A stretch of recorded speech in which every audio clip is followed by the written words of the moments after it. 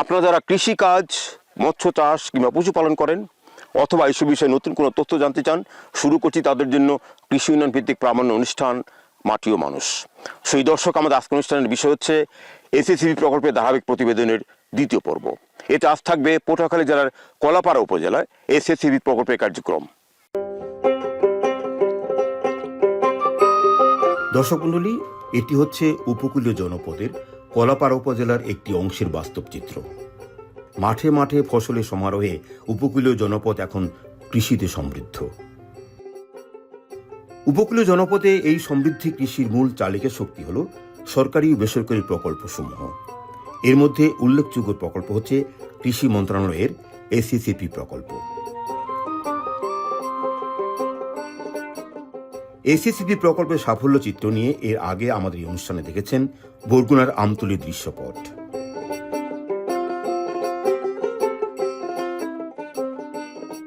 পটুয়াখালীর কলাপাড়ার এসএসসিপি কার্যক্রম নিয়েই আমরা সাজিয়েছি আজকের দ্বিতীয় পর্ব। প্রতিবেদনে প্রকল্পের বাস্তবায়ন ও সফলতার আঙ্গিকে যেসব তথ্য আমরা তুলে ধরব, এর মধ্যে উল্লেখযোগ্য হচ্ছে কলাপাড়ায় প্রথমবারের মতো ড্রাগন ফলের বাণিজ্যিক চাষ, বাড়ি উদ্ভাবিত আমের চাষ, চন্দ্রপুরে অন ডিমান্ড কৃষক প্রশিক্ষণ, সেচ কাজে বিএডিসি।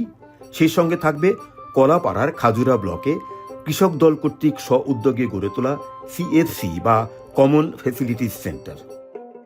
দর্শক মণ্ডলী, এসএসসিপি প্রকল্পের সম্যক ধারণা যদিও এর আগের পর্বে আপনারা জেনেছেন, তদুপরি কিছুটা রিকল করার লক্ষ্যে দেখুন প্রচারিত প্রতিবেদনের অংশবিশেষ।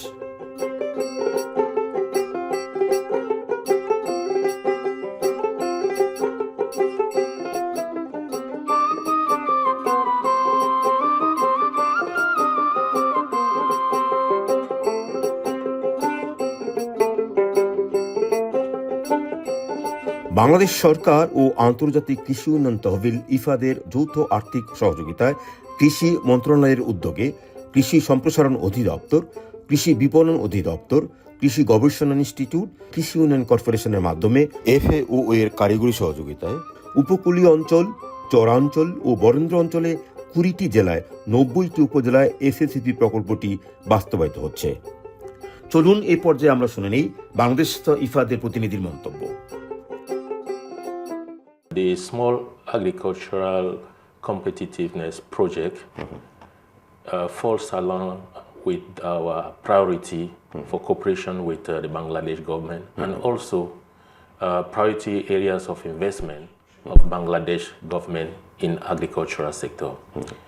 There's a number of aspects that this project takes into consideration.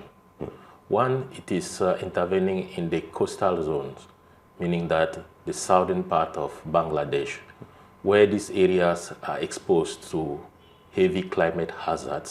This project is able to change the way of farming in Bangladesh by introducing high value crop production, especially tomato, different type of vegetable, associating agroforestry, that is mango production using the hilly lands, but also water management in terms of irrigation system using solar energy. Then also you have farmers organization for marketing. And I saw farmers going to what they call farmers business school, which is very, very interesting. People knowing the market, forecasting, knowing how they have to present their products in the market. So I've been on a school in Kolapara also. Okay, then that was good. Okay. Then also you have also small, let's say, small level processing, because as you know, post-harvest loss is very, very high in this high value crop. And this project is going to complete in about 14 months. So we hope that we are at the wrap-up period where you have again some few investment to be done, but we need to think about the There is one question. When is project will be over, then how the people will continue this the project? Is there any tools to continue? Yes, there are many ways of this project continuing. The first thing is that this project is being implemented by the Ministry of Agriculture. I see. Through its services. They can continue. So they can continue. It's not like you no more have advisory services. They have been empowered and they will continue. We are still hoping that IFAD management will grant exceptionally an additional money to the government of Bangladesh. The government has they have already requested. So if we have that, we will be able to design another project based on what we had. Then we also need some co-financing, and I think that within the value chain, many organizations in the private sector can co-finance such project in the value chain. শুনছিলেন বাংলাদেশের ইফাদের country director doctor ভ্যালেন্টাইনের কথা। আমরা এবার যুক্ত হব কলাপাড়া কৃষকদের অভিযোগ শোনার জন্য। চলুন শুরুতেই শুনি তরমুজ চাষের কথা। এটা ড্রাগন জাতের তরমুজ এসএসসিবি প্রকল্পের মাধ্যমে বীজ, সার সব ধরনের সহযোগিতা আমি পেয়েছি এবং ট্রেনিং পেয়েছি, এবং 50% জমিতে এবছর সবচেয়ে ভালো ফলন হয়েছে, এবং আমি এই 50% জমির মানে বাজার মূল্যের 2 লক্ষ টাকার উপরে আমি বিক্রি করতে পারবো।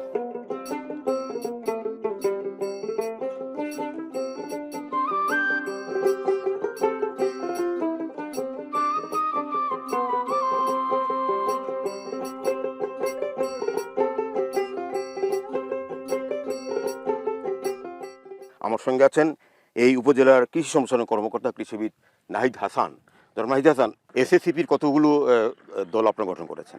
এসএসপি প্রজেক্ট 2019 সাল থেকে কার্যক্রম শুরুর থেকেই প্রথমে আমাদের এই উপজেলার বৃহৎ সংখ্যক কৃষককে প্রশিক্ষণ দিয়েছে। আমাদের প্রতিটি ইউনিয়নে 25 জন করে এক একটি গ্রুপ রয়েছে, মোট 40টি গ্রুপ।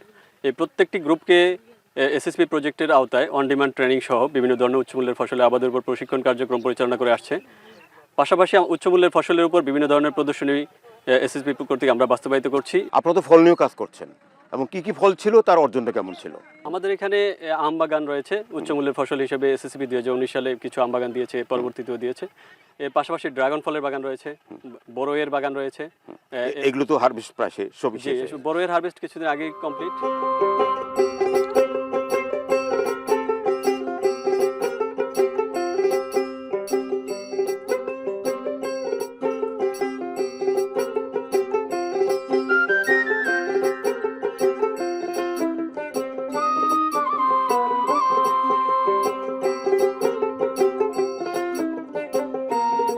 আম গাছের গোড়ায় যথেষ্ট পরিমাণ জো না থাকলে নিয়মিত সেচ দিতে হবে। কীটনাশক 10 দিন পর পর দিতে হয়। 10 দিন পর পর যদি কীটনাশক এবং ছত্রাকনাশক দেয়, তাহলে আপনার এই আম ঝরবে না এবং ফল ছিদ্রকারী পোকা আক্রমণ করবে না এবং পাতা পচবে না।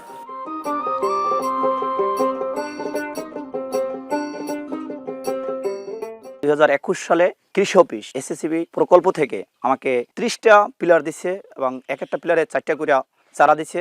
সেখানে সাদা সার দিছে, লাল সার দিছে, জৈব সার দিছে, কালা সার দিছে, এবং তারা আইসা দেখাই দিয়েছে আমি একটু ভালো লাভবান হয়েছি। তারপর থেকে 5% জমি থেকে আমি এখন 33% জমি করছি। এই প্রকল্প থেকে আমি ট্রেনিং পাইছি, চারা পাইছি, সার পাইছি। আমার প্রতি বছর 2 লাখ টাকা বিক্রি হয়েছে। এই বছরে আমার 3 লাখ টাকার মতন আশা বিক্রি করবো আমি।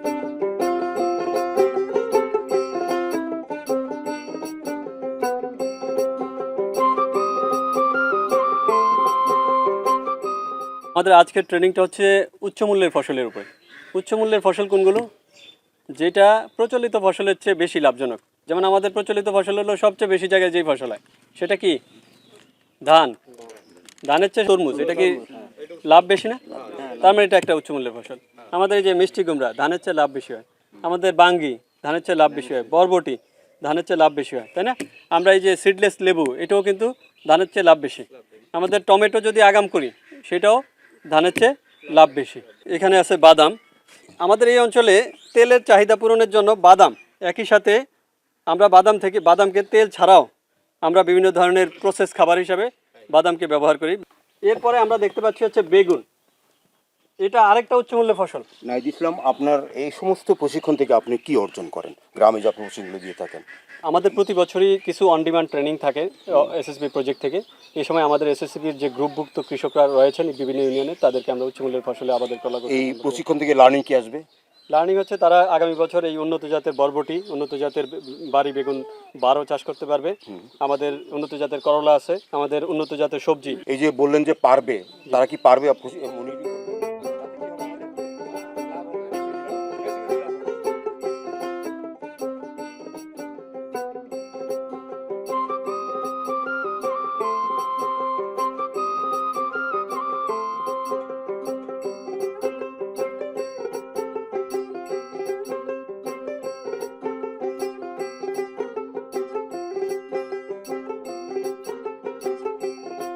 জমিকে চাষযোগ্য করার জন্য সেচের এই ব্যবস্থাপনা করছে বাংলাদেশ কৃষি উন্নয়ন কর্পোরেশন বিএডিসি। তো বিএডিসি এই প্রকল্পে যে যে কাজগুলো বাস্তবায়ন করছে তার ভিতরে যে পুরনো খাল নালাগুলো আসলে ভরাট হয়ে গিয়েছিল সেটাকে রিএক্সকেভেশন করছে যাতে সুপীয় পানিটা ধরে রাখা যায় এবং সেটাকে ফসল ফলানোর ক্ষেত্রে সেচের কাজে ব্যবহার করা যায়। এছাড়া প্রকল্পের উপকারভোগীদের সুবিধার্থে আমরা প্রকল্পের যাতে পানির খরচটা তাদের কম পড়ে, সেচের খরচটা যাতে কম পড়ে সেজন্য আমরা আধুনিক যে প্রযুক্তি অর্থাৎ আন্ডারগ্রাউন্ড পাইপের মাধ্যমে সেচ ব্যবস্থাপনা করেছি। সাথে এলএলপি পাম্পিং সেট তাদেরকে দেওয়া হয়েছে এবং বিদ্যুৎ সংযোগের ব্যবস্থাও এখানে সরকার করেছে। এরপরে দেখা যাচ্ছে যে একদিকে যেমন ওপেন সেচ নালা করার কারণে জমি নষ্ট হচ্ছে না, যতটুকু পানি দরকার ফসলের মাঠে ঠিক ততটুকু পানি ভালভের মাধ্যমে বের করা হচ্ছে, ফলে কৃষকের সেচ খরচ প্রায় 70% এখানে কমে এসেছে এই বাইট পাইপ সেচ নালা ব্যবস্থাপনার কারণে। এছাড়া আমরা এই পানিটাকে যাতে বিভিন্নভাবে নিয়ন্ত্রণ করা যায় সেই জন্য আমরা কিছু on farm water management structure করেছি, পানিটাকে কন্ট্রোল করার জন্য ওয়াটার কন্ট্রোলিং স্ট্রাকচার করেছি, যাতে এই যে পানির ব্যবস্থাপনা আমরা করেছি এটাকে নিয়ন্ত্রিত উপায়ে ব্যবহার করা সম্ভব হয়।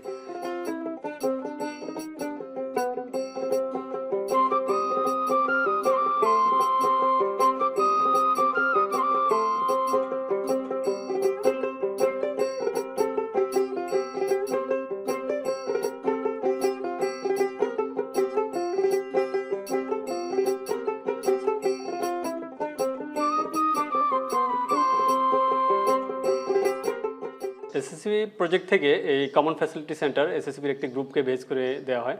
আমাদের লতা চাপলি ইউনিয়নে এখানে একটি দেওয়া হয়েছে 25 জন কৃষকের একটি গ্রুপকে। এখানে একটি ঘরের আংশিক বরাদ্দ সরকার। আমরা দেখতে পাচ্ছি এখানে ক্যারেটে মরিচ বিভিন্ন সবজি আছে, পাশে দেখতে পাচ্ছি স্প্রে মেশিন, সাথে ফুড পাম্প, এই যে নানা রকম কৃষি যন্ত্রপাতি উপকরণ রয়েছে, এগুলো কেন, এগুলো কিভাবে এগুলো এই গ্রুপের কৃষকরা উচ্চ মূল্যের ফসল আবাদের ক্ষেত্রে এগুলো ব্যবহার করতে পারেন, যেমন এগুলো দিয়ে মার্কেটিং এর ক্ষেত্রে তারা ফসল রাখতে পারেন। আমরা দেখতে পাচ্ছি এটা আউটলেট বলা যায়। এগুলো আমাদের এসএসবি এই সিএফসি তে যন্ত্রপাতির সাথে এই কম্পোনেন্ট আইটেমগুলো দেওয়া হয়েছে। এই সিএফসি তে কিভাবে চলে এবং এর সাংগঠনিক কাঠামো? অর্থনৈতিকভাবে এখানে একটা কমিটি আছে, একজন সভাপতি, সেক্রেটারি এবং একজন ক্যাশিয়ার, বাকিরা সদস্য, অন্যান্য গ্রুপের বাকি 25 জন সদস্যের বাকিরা সদস্য। প্রত্যেকেই এটা ব্যবহারের সুযোগ পায়। তারা প্রতি মাসে এখানে বসে একটা নির্ধারিত সময় মিটিং করে এবং এই যন্ত্রপাতি আমরা দেখতে পাচ্ছি, পাওয়ার টিলার, ভ্যান, তারপর এখানে ফ্যান আছে, আমাদের ফুট স্প্রেয়ার আছে, ন্যাপস্যাক স্প্রেয়ার আছে, এগুলো এই গ্রুপের সদস্যরা ব্যবহার করেন একটা নির্ধারিত ফির এগেনস্টে। এই ফিটা সভাপতি ক্যাশিয়ারের মাধ্যমে জমা রাখেন। পরবর্তীতে এই মেশিনগুলো কোনো সময় নষ্ট হয়ে গেলে ওই ফি দিয়ে সেগুলো সারেন।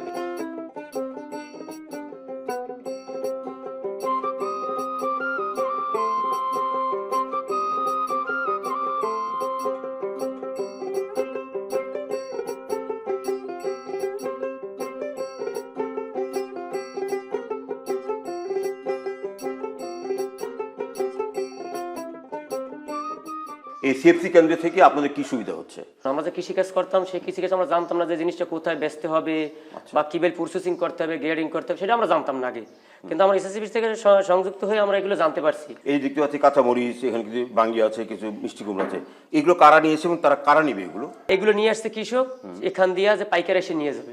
আচ্ছা, সেই বিষয়ে বলেন তো, এই সিএফসি হওয়াতে আপনাদের কি লাভ হলো আর না হলে কি হইতো?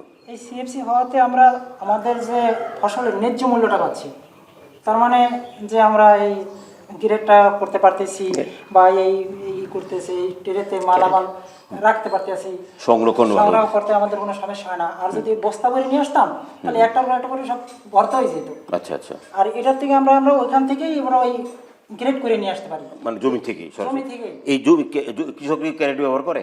হ্যাঁ। তার জন্য পয়সা দিতে হয় কৃষককে? না, কোনো পয়সা দিতে হয় না। আচ্ছা, আমরা শুনছি যে এসএসসিপি প্রকল্প থেকে হাই ভ্যালু সবজি আপনারা উৎপাদন, মানে উচ্চ মূল্যের ফসল করেন। তো এখানে কি কি ফসল এলাকায় করেন আপনার কৃষকরা করে? আমরা এখানে বিভিন্ন ধরনের ফসল ফলাই, যেমন মিষ্টি কুমড়া আছে, বাগি আছে, করলা আছে, কাঁচা। এদিকে আগে ছিল নাকি নতুন করে আপনারা করতেছেন? না, আগে এরকম ছিল না। ছিল না। আমরা এই এসএসসিপির তাদের পরামর্শে আমরা এগুলো। ধরেন আমার 1 মণ করলা হইলো, আমি কুয়াকাটা বাজারে নিয়ে গেলাম, হ্যাঁ, আমি হয়তো পাইলাম 500 টাকা। এখানে কি 500 টাকা পাবো না কম বিক্রি পাবো আমি? না বেশি পাবো? এখানে বেশি পাবো। বেশি পাবো, কেন বেশি পাবো? কিন্তু কারণ ওই যারা আছে ওরাও জনে জনে টোকাইতে হইতেছে না, মানে ইয়াতে এক জায়গায় মজুত করা মালটা পাচ্ছে বিধায় ওদেরও পরিশ্রম কম, আমাদেরও এক জায়গায় নিয়ে আসলাম, আমরা একটা নিশ্চিত হলাম যে এখানে পাইকার আসবে, তার কারণে আমাদেরকে বেশি করছে। তার মানে ওইখানে গেলে মানে পরিবহন লাগতেছে, পরিশ্রম লাগতেছে এবং টাকাও আমরা কম পাচ্ছি, আর এখানে গেলে সময়ের অপচয় হচ্ছে। এখানে ন্যায্য মূল্য পাচ্ছে না। তো কেমন মনে হয় এই যে সিএফসিটা করছে, কেমন মনে হয় আপনাদের কাছে? আমরা একটা লাভজনক। এই সমস্ত কর্মকৌশলের মধ্যে দিয়ে এসএসসিপি আপনারা কি অর্জন করছেন কলাপাড়া উপজেলার মধ্যে? এসএসবি প্রজেক্ট থেকে কৃষকদেরকে যে সকল ট্রেনিং দেওয়া হয়েছে এর মাধ্যমে আমরা দেখতে পাচ্ছি যে একসময় আমরা আরপিএসএফ এর মাধ্যমে 1% জমিতে পুষ্টি বাগান দিয়ে থেকেছি, কিন্তু এখন দেখছি যে আমরা প্রত্যেকটা কৃষকের বাড়িতেই পুষ্টি বাগান নিজেরাই নিজ উদ্যোগে করছে। এটা এসএসবি প্রজেক্ট একটি সম্প্রসারণ বলা যায়। সম্প্রসারণ হচ্ছে। জি, একই সাথে আমরা দেখতে পাচ্ছি যে ফল বাগান আগে ছিল না, সেখানে এখন প্রচুর পরিমাণে আম বাগান হচ্ছে, আম বাগান করতে উৎসাহ তৈরি হচ্ছে কৃষকের মধ্যে। একই সাথে প্রচুর পরিমাণে বড়ইয়ের বাগান, মাল্টার বাগান এবং ড্রাগন ফ্রুটসের ব্যাপক সম্প্রসারণ এই অঞ্চলে হয়েছে এসএসবি প্রজেক্টের মাধ্যমে।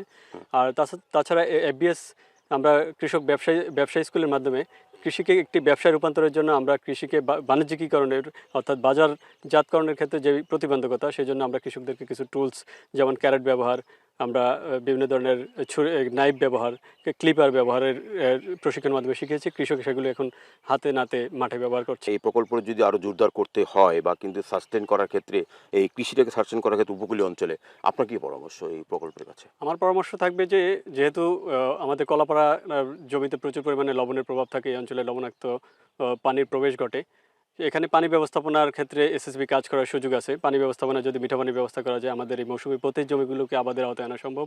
একই সাথে যেমন আমাদের সিএফসিগুলোতে পানি ওয়াশিংয়ের ব্যবস্থা নেই, সেখানে যদি ওয়াশিংয়ের ব্যবস্থা থাকে তাহলে মাঠ থেকে কৃষক নিয়ে ক্যারেটের মাধ্যমে যে গ্রেডিং করে পাইকারদের কাছে সবজি বা বিভিন্ন ফলমূল বিক্রি করেন, ওয়াশিংয়ের ব্যবস্থা থাকলে তারা গ্রেডিং করে আরও বেশি দাম এইগুলো সংযোগ করা উচিত, তাহলে প্রকল্প আরও সাস্টেন করবে এবং আরও সামনের দিকে এগিয়ে যাবে। জনাব নাহিদ হাসান, আপনাকে অনেক ধন্যবাদ। কৃষকরা এই ছিল পটুয়াখালীর কলাপাড়া এবং বরগুনার আমতলী উপজেলার এসএসসিপি প্রকল্প কার্যক্রম নিয়ে আমাদের বিশেষ প্রতিবেদন আজ এই পর্যন্তই। আমাদের আগামী অনুষ্ঠানগুলো দেখবার আমন্ত্রণ জানিয়ে শেষ করছি আমাদের আজকের মাটির মানুষ। সকলকে ধন্যবাদ।